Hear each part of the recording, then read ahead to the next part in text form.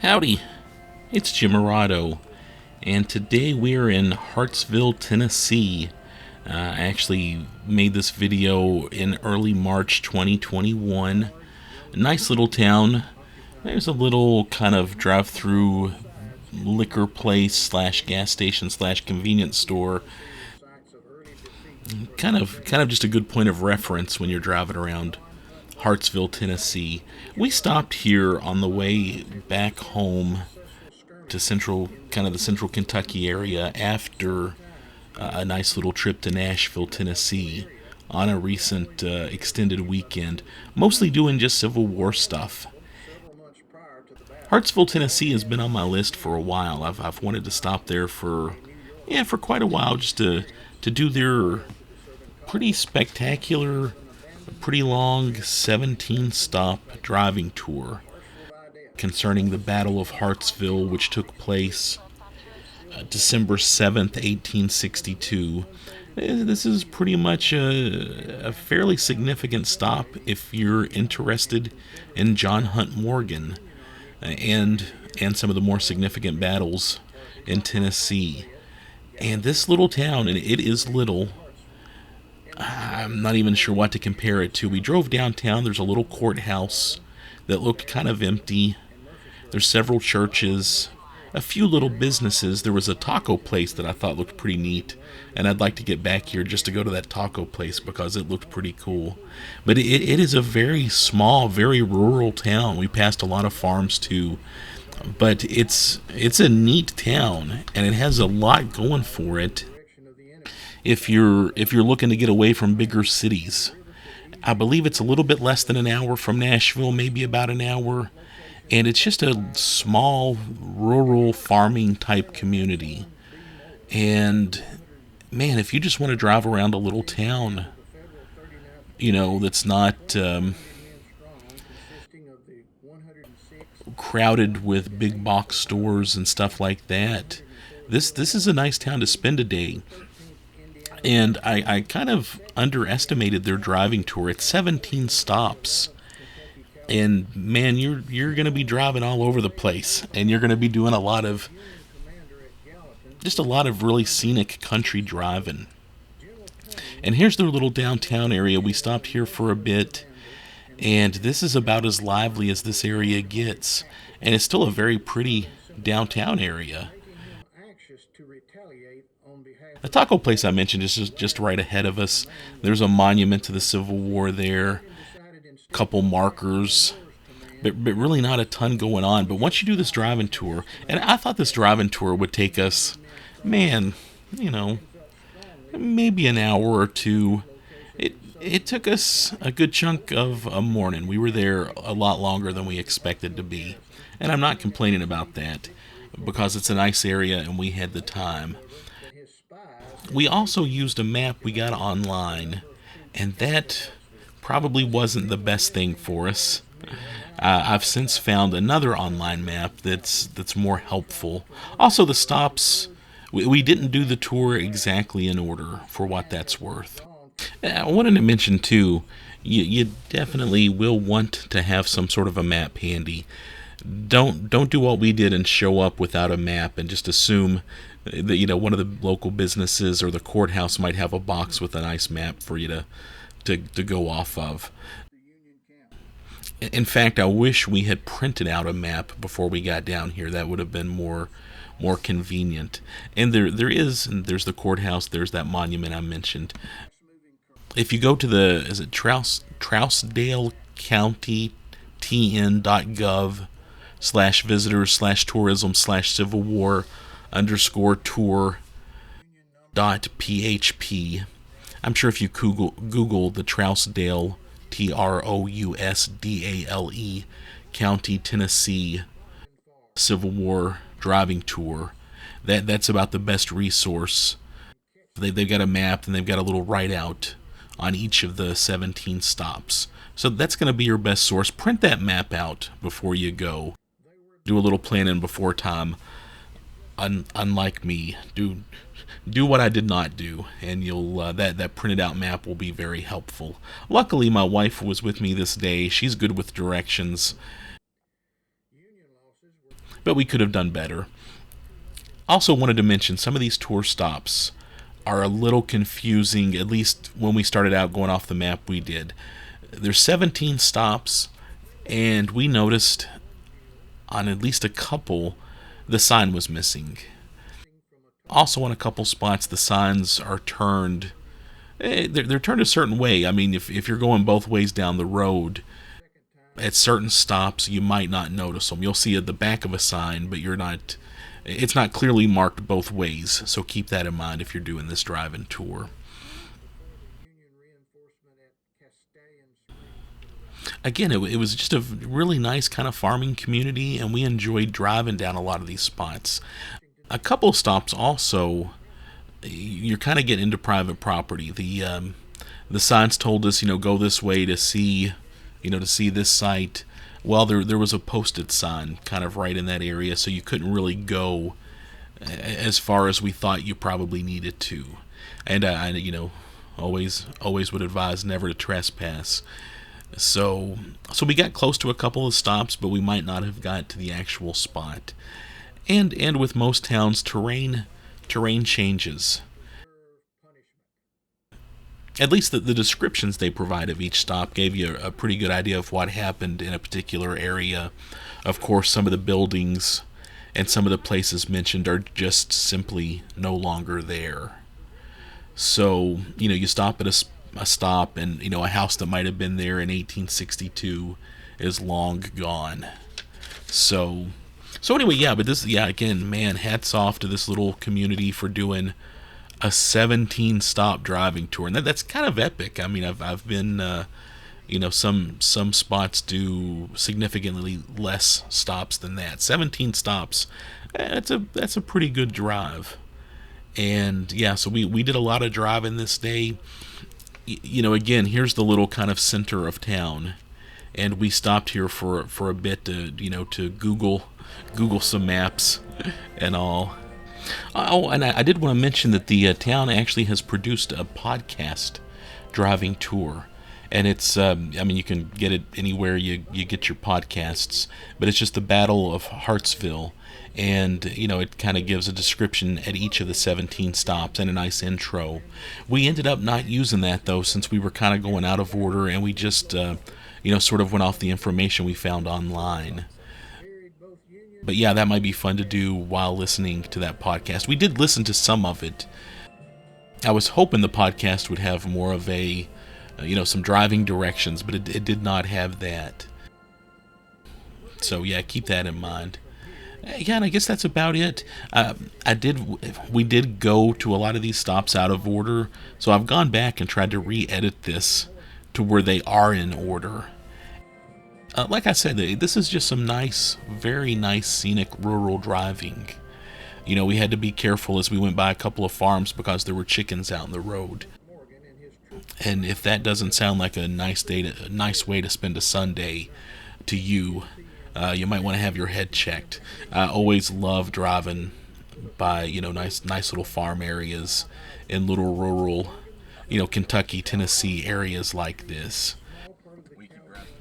So yeah, anyway, just a couple of other things as we drove from Kentucky down into Tennessee. There's a visitor center I always like to stop at, and it's a really nice Tennessee welcome center. They usually have a lot of brochures and travel guides. I was hoping they would have the Hartsville driving tour map. They did not, but it's March. We're still dealing with COVID. They actually had like a little welcome bag they were giving out. And it had just a, kind of a basic generic Tennessee travel guide. I always love those. I feel like I'm getting, a cool free book to read. I always want to read those, look through them, and plan some future trips. But they also had a little, a little bottle of hand sanitizer and a nice cloth mask. And I thought, thank you, Tennessee. That's very generous. That's very thoughtful, very generous. And I just thought that was really sweet. Kind of moved by it. In Tennessee, and I've said this before in other videos, this is a state that has not let COVID slow it down. They're still having fun. When I'm in Nashville, when I'm in Gatlinburg, which we haven't been going to the bigger spots the way we have in the past, But when we've driven through those areas, I mean, they're a lot of people not wearing masks. They're living their life and enjoying stuff and getting on with things. But again, I'm not criticizing or making a judgment there. I'm just saying that Tennessee is one state that has not let COVID stop it from having its fun. So anyway, yeah, so we finally got a map. My wife was trying to kind of get oriented. We drove up here. It looks like kind of a little park fairgrounds area. Yeah, so we're about to start our tour. And real quick, we're actually going to stop number one now, and this was part of the drive I liked the most. We were driving through this kind of little farm area, and it was really nice. But yeah, we're driving to the first stop on the tour, and I just wanted to give you a little bit of background about the Battle of Hartsville, just so you know about it. It's December 7th, 1862.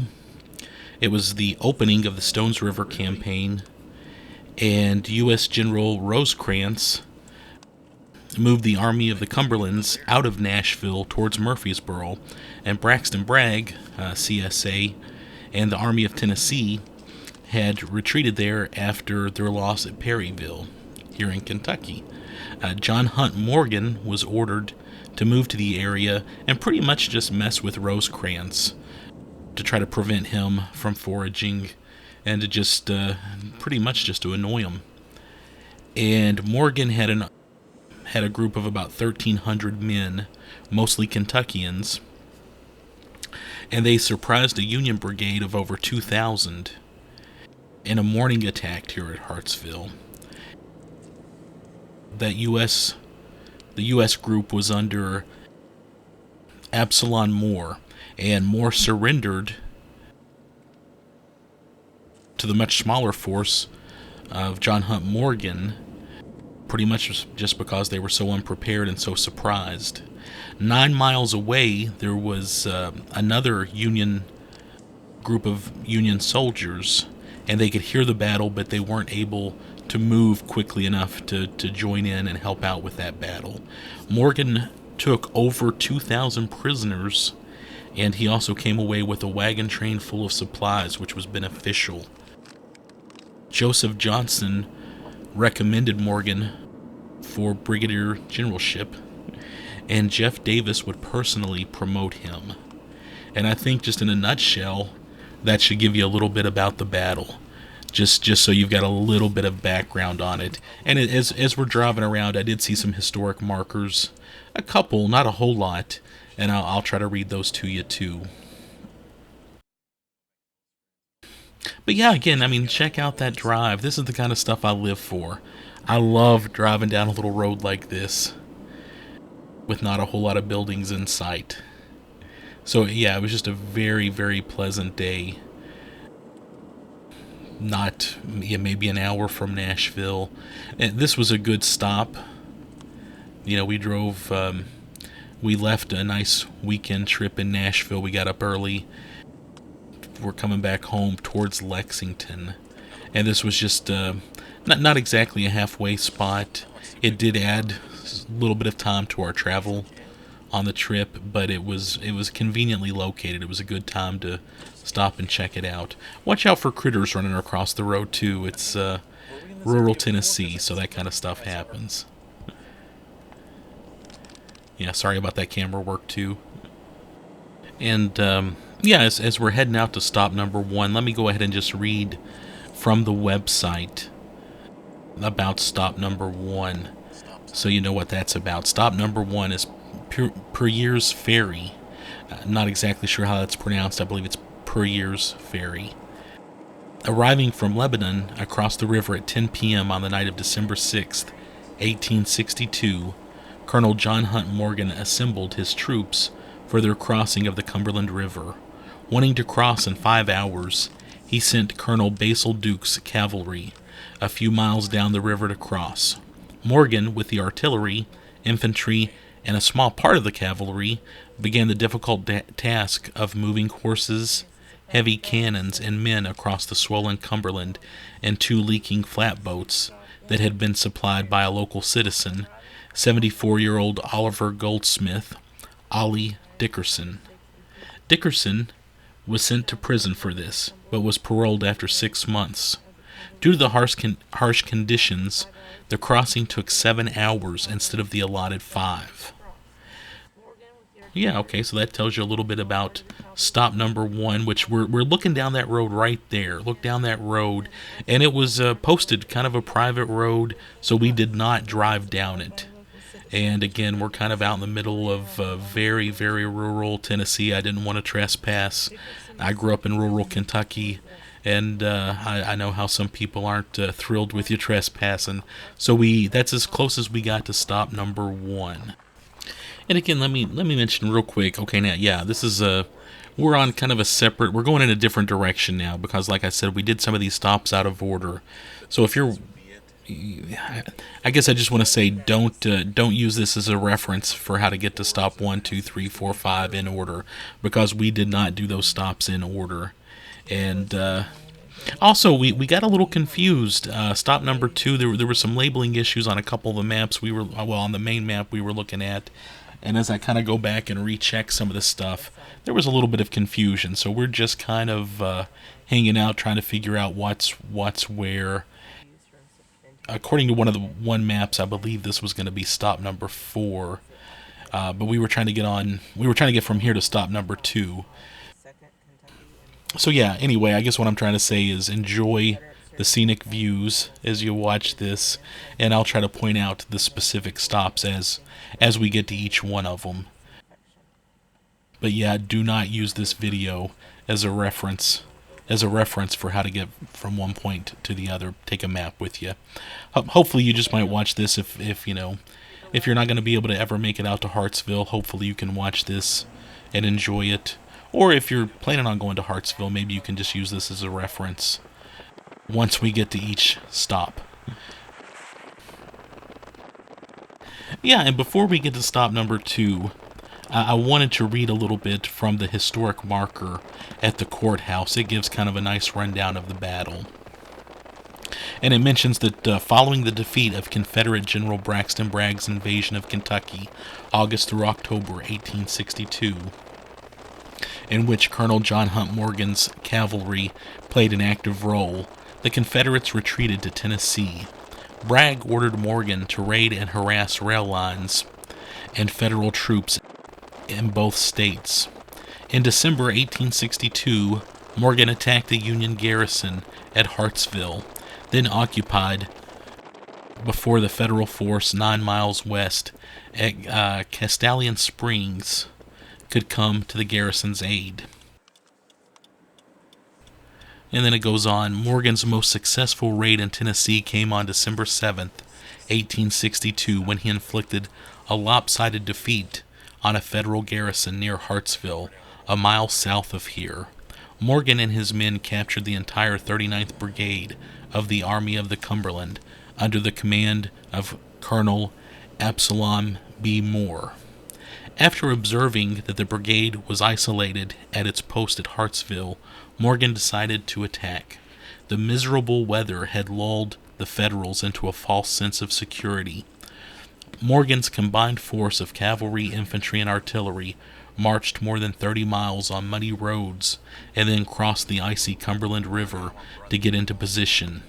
Morgan first drove in the Federal pickets, then rapidly made his assault against the Union Brigade's green troops, who soon surrendered.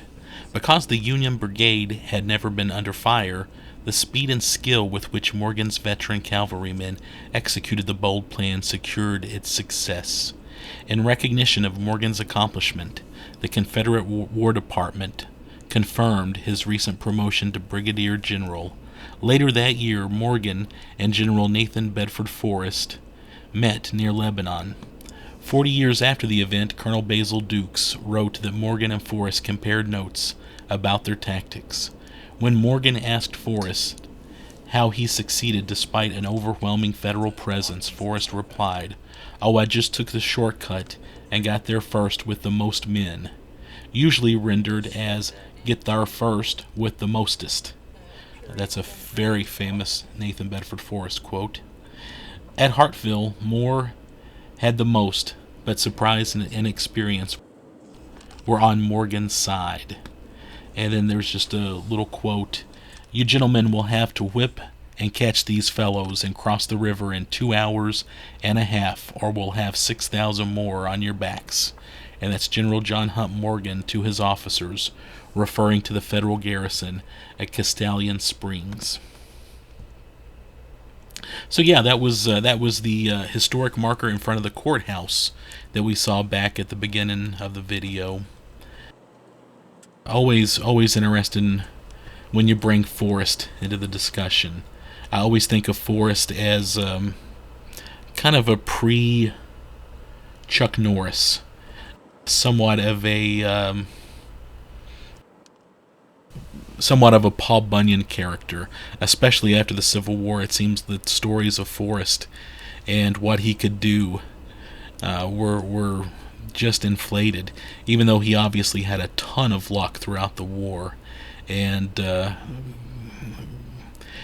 accomplished a lot of stuff. Of course, Shelby Foote always said that there were two geniuses created out of the Civil War: Abraham Lincoln and Nathan Bedford Forrest.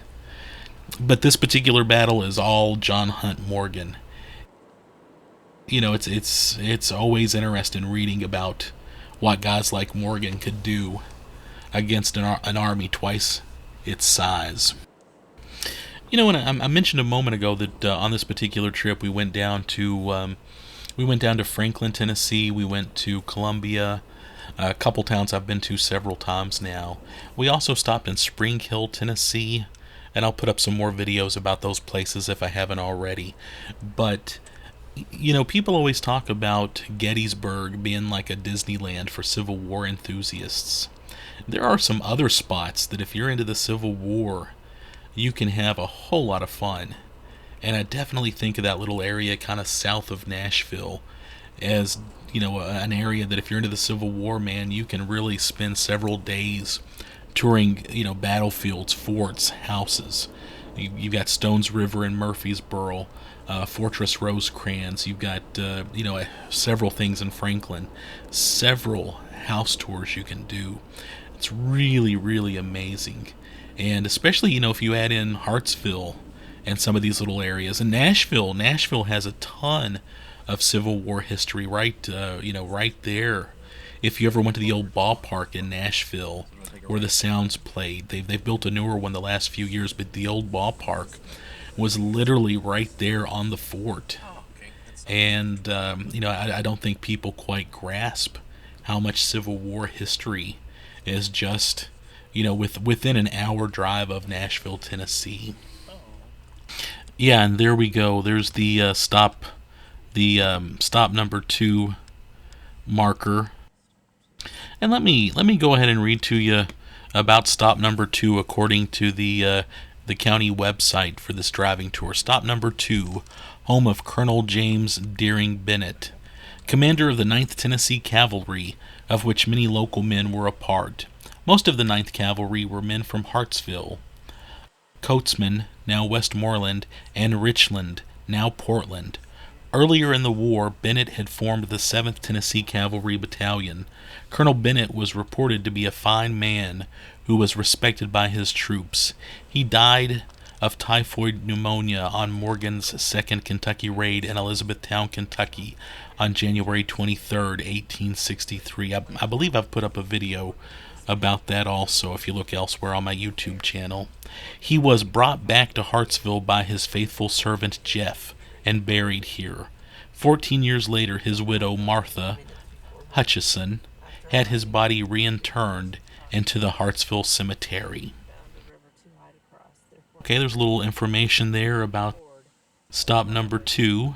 And again, going a little bit out of order there, we just passed stop number 3, the sign for stop number 3, and again from the website.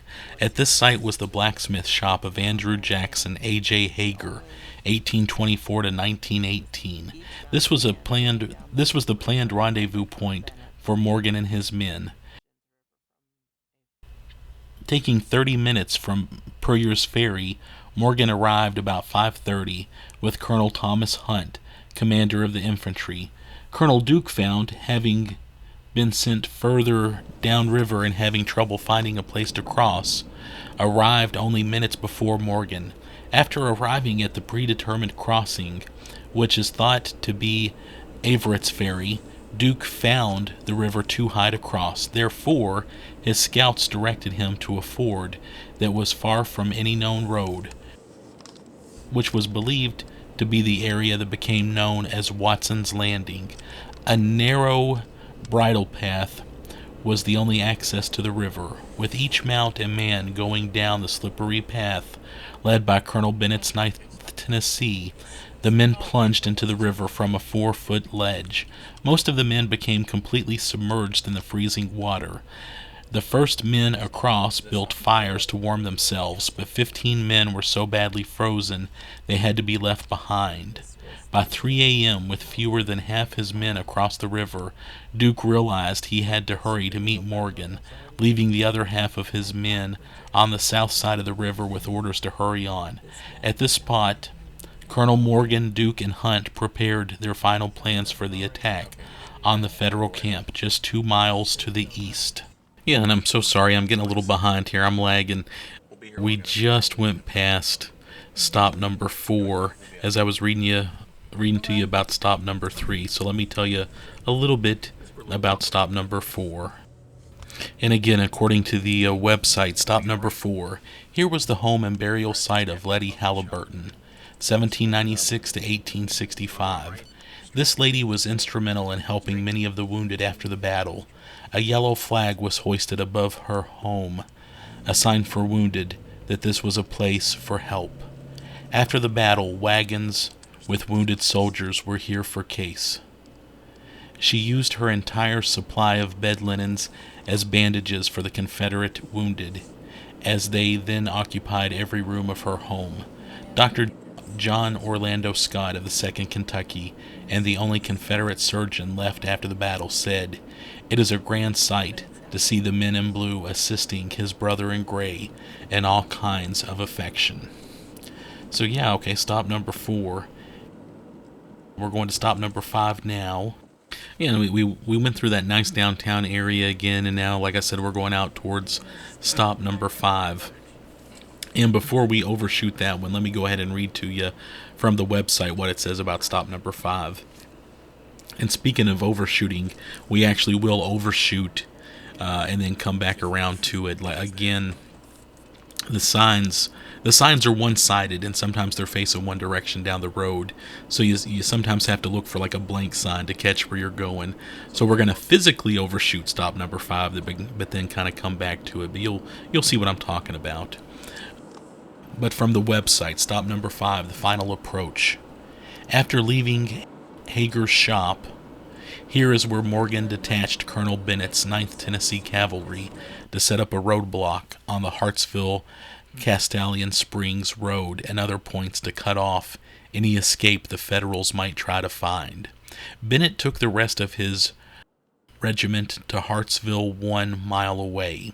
Morgan and the rest of his troops crossed here through the lowest point and made his initial approach toward their objective, still undetected. So yeah, that gives you a little more information about what was going on. And again, man, just some great scenic driving. Gives you a rough idea of where things happen. Some of the terrain just doesn't match up in my brain as I'm looking at it, especially the last couple stops. There's mentions of crossing water and that kind of stuff. Yeah, and things just don't match up. I don't know if the tour itself is a little off or if the terrain's changed that much. But yeah, 17 stops on a driving tour like this is sometimes hard to keep up with. If you're watching at home and you know this area and you realize I've made any mistakes, let me know. But I'm trying to go as much as I can from the tour stop signs and the information on the website about what each stop included and what was involved with each stop. But yeah, if you notice something or if you want to add anything, please comment. I'd love to hear from you. If you live in Hartsville or if you just know a lot about this battle, I would love to hear from you. No, but right now, after we overshot a little bit and we're going back, yeah, there we go. There's the sign. kind of showing us stop number 5 and what happened there. And you can kind of look around, yeah, some big open fields. You can kind of imagine some stuff, of course. There wasn't this nice paved road going through here at that time. But you know, it's kind of exciting just knowing what happened there way back when. We're driving back towards downtown. We are back in the main downtown area of Hartsville. And this is technically stop number 6 on the driving tour. Stop number 6, town of Hartsville. Here, the remainder of Colonel Bennett's cavalry made their way into town. The ninth succeeded in capturing 450 Federals, including Company A, 104th Illinois, who were posted to guard the town.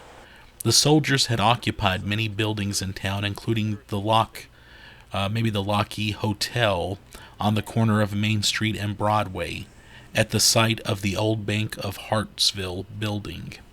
2 buildings used as hospitals stand today. At the corner of Church and West Main stands the Hager Building, now Total Image, built in 1838. The building housed the bed patients. Behind here on Church Street stands the old Methodist Church, now Russell's Popcorn, built in 1843. Here the soldiers with less severe wounds were cared for. And the website recommends that if you're doing the driving tour in order, now's a good time to get out and stretch your legs and look around historic Hartsville. And that's definitely some good advice. Again, a very small downtown area, but really, really just nice, well preserved, looking great. Not a whole lot of businesses, but a couple of very interesting ones. Going by the old church there, kind of gated up. Still nice, still a nice old building. And several old buildings there, as we just mentioned. Yeah, and we're going up the hill, going back, kind of backtracking some more, heading towards stop number 7. Stop number 7. And stop number 7 was another one of those, we didn't quite exactly get all the way to where I think you need to go for stop number 7. We were kind of unsure about how into the private property area we were getting, but we still drove out as close as we could to it. And we're about to turn off here in a little bit and go towards stop number 7. But let me go ahead and just read stop number 7 to you from the website. The rebels are coming. As Morgan approached this hill from the valley between the 2 hills to the northwest, stop number 5, he sent a small force dressed as Union soldiers to capture the pickets stationed north and west of the Federal infantry camp.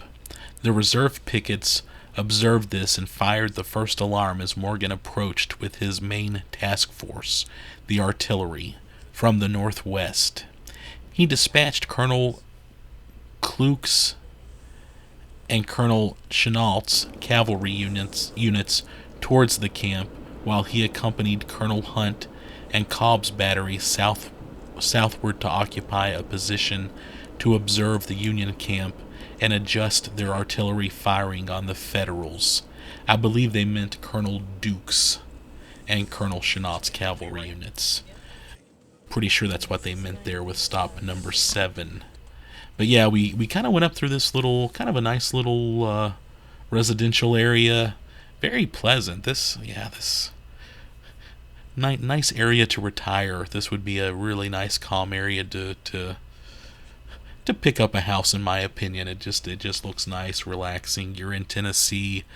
You still got Nashville an hour or so away, but you're out in the country.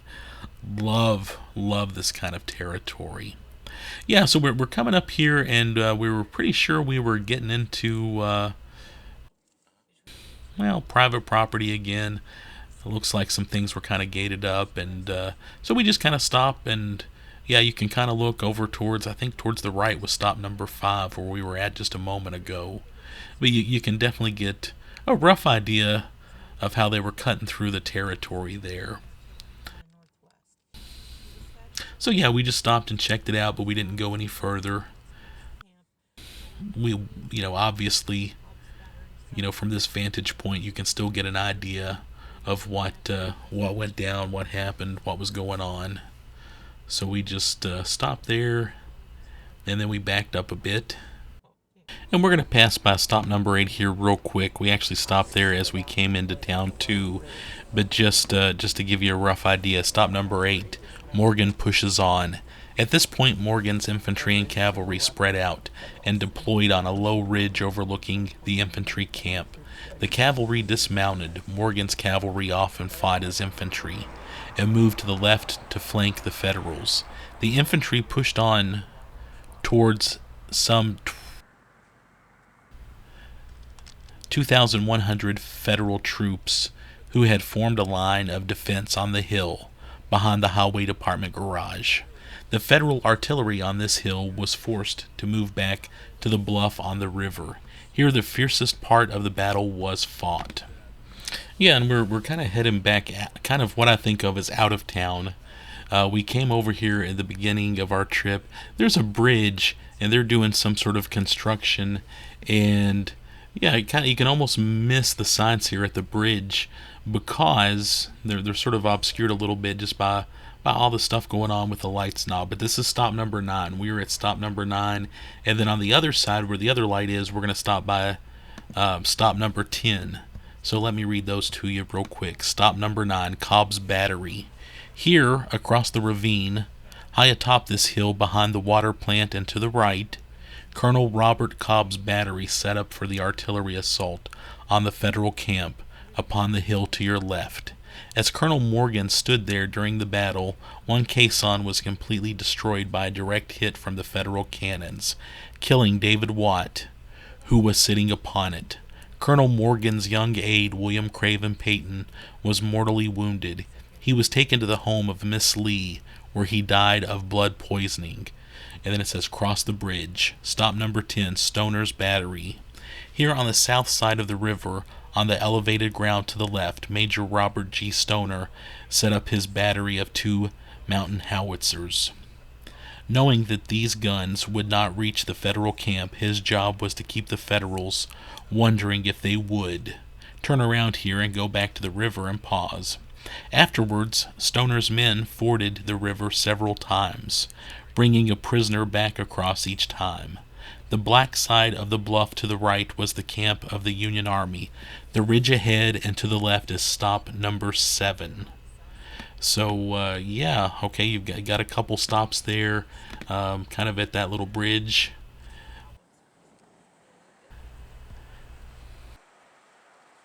And now again, if you're keeping score, we're going out of order again. We're actually leaving the cemetery. We were at the cemetery earlier. That's stop 17. We'll come back to it, don't worry. But from here, we're going to take a left out of the cemetery. And we're going to end up hitting stops number 11, 12, 13, and 14. Over the next 5 or 6 minutes, they kind of come up, bam, bam, bam, bam. Right through here, you hit several stops on the tour, just real quick. And that little bridge, the bridge going in and out of town, we had to cross that a couple of times. And again, it's a small town, but those little one-lane road stoplights can really slow you down.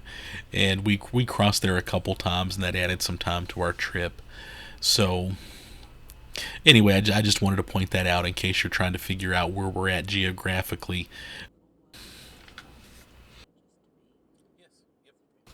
But let me read to you about the next few stops.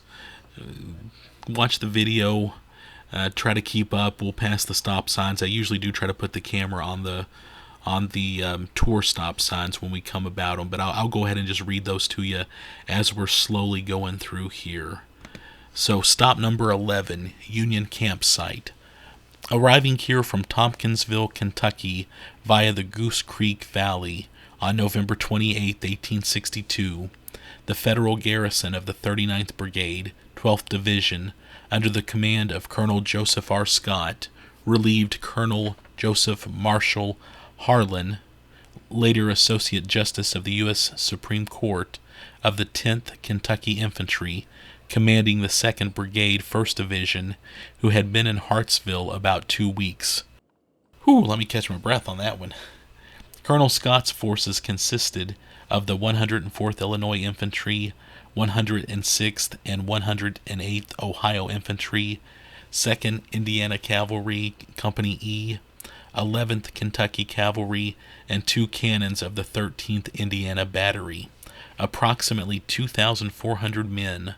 On December 2nd, Colonel Absalom B. Moore of the 104th Illinois and ranking officer relieved Colonel Scott, as he was called to Nashville. Here a large part of the fighting and surrender of the federal garrison took place, some 1 hour and 15 minutes after the battle began. Stop number 12, the Cumberland River. Imagine crossing this river in chest-deep water with a 4-inch snow on the ground, bitterly cold, and 2 or 3 men on horseback.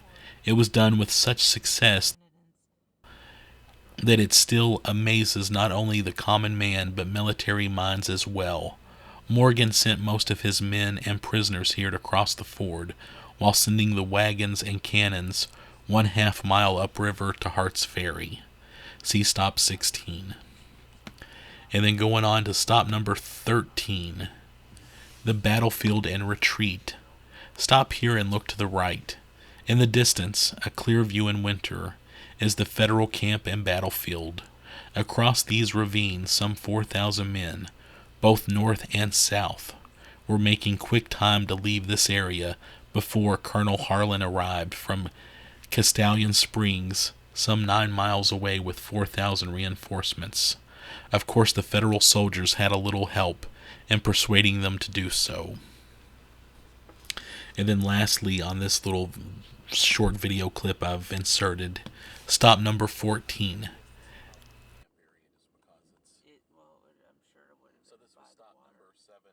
Averett Herod House. Atop the hill overlooking the battlefield, this beautiful home was built around 1834 by Peter Averett Sr. during the battle. Peter's son Richard and his family lived here. According to tradition, wounded Confederate soldiers were brought here to be cared for after the battle, and it was where Federal Colonel John M. Harlan pardoned them. There is a large blood stain resembling a man's face in the floor on the east side of this house. Oh man, do I want to see that. Yeah. Anybody got pictures of that? Yeah, that would be interesting to see. Let me know if you live there, or if you know anybody that has pictures of that blood stain. That gives me goosebumps. So yeah, again, like I said, several stops right here in a row. Easily the quickest stretch on this driving tour, where you get to see several things kind of bam, bam, bam all together, and that was helpful. I was, and like I said, we did this out of order, so we actually saw these kind of in the middle of our drive and our adventure in Hartsville, and I was hoping that there would be more like that, but yeah, that was not the case.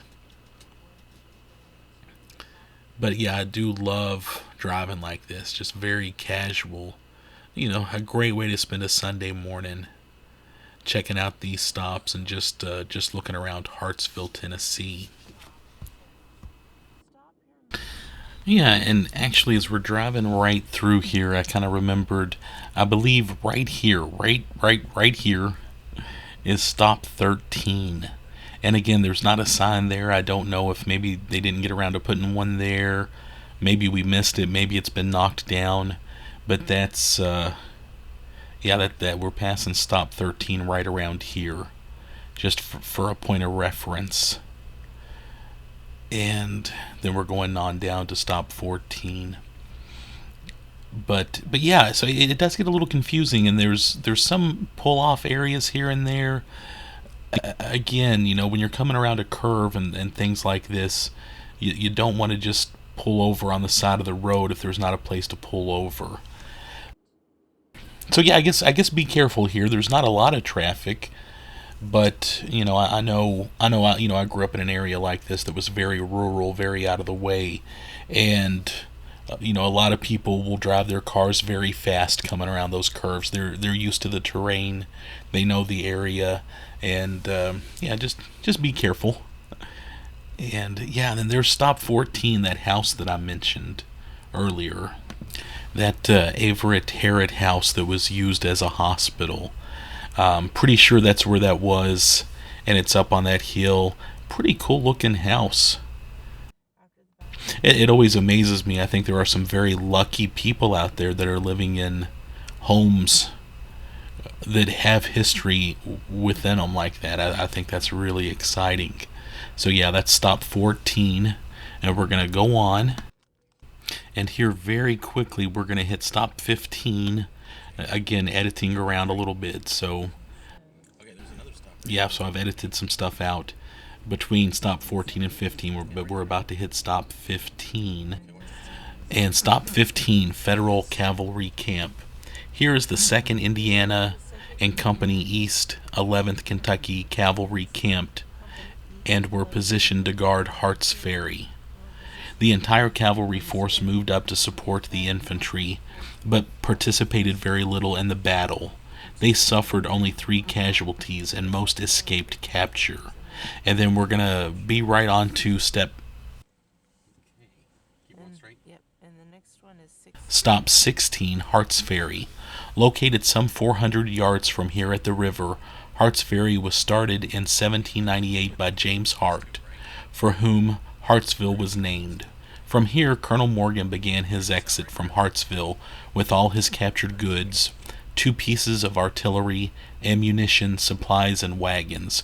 Just as Morgan was getting the last of his men across the river, Union Colonel John M. Harlan arrived and opened fire, but did not pursue them.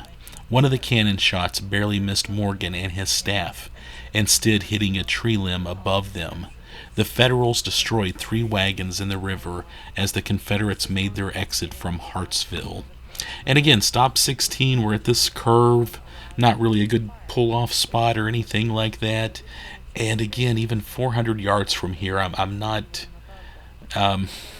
visualizing a ferry, so it gets a little confusing at times. So, but yeah, that's stop 16. And then we are going to go back here in just a moment to stop 17, the last stop on the tour, which is the local cemetery. By the way, this is just a pretty area. I love that tree there. Just more driving around a great, very attractive little town.